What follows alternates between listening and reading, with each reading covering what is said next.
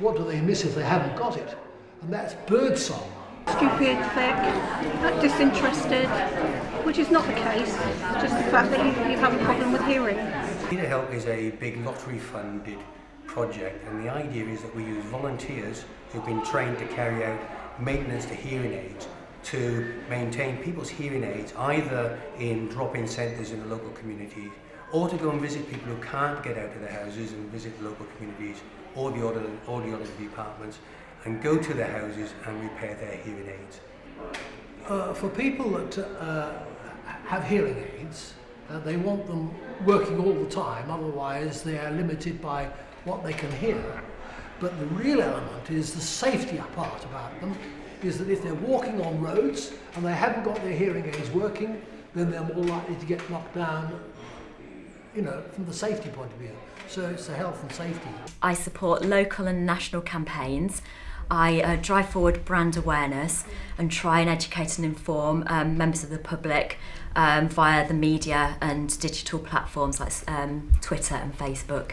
I also am involved in public affairs work, working with partners and lobbying key decision makers like the Welsh Assembly Government to try and influence change. I'm trained as a teacher of the deaf, and I'm also an educational audiologist as well, so when I took early retirement it seemed an obvious charity to go for when I wanted to do some voluntary work because I had more time on my hands, so I thought they were a good charity to go for, and obviously I've got the knowledge and expertise that I can hopefully help spread the word. Don't Lose the Music, which is a campaign that has been targeting actually youngsters. I do give talks, like I said, to various audiences and in schools as well, colleges, students' unions. Hear to Me is a social group service for people that are hard of hearing or deaf in their local communities, so that people can come together, have a cup of tea and a chat and find out information and advice and help regarding hearing loss. My grandparents had hearing loss, and just as I was growing up I noticed how they became more and more isolated due to the fact that the hearing loss was going, and you would notice around the dinner table they wouldn't say anything and they wouldn't engage because they weren't able to hear what you were saying, so they just kind of sat back and let it all happen. And it's obviously they have a lot to contribute still, but if you're not aware of it and you can't do anything about it, so that's what drove me to come and work for the charity. In my groups, when people come to the social groups, the two biggest things always are the need for equipment for television and the need for equipment for telephones. So obviously the two main modes of communication with people. If you haven't got either of those, you're very isolated from friends and family and from community and what's happening in the bigger world. So they're the two main things. People are isolated, and I'm deaf myself, so I can empathise with the clients. Communication can be a problem, and isolation as well.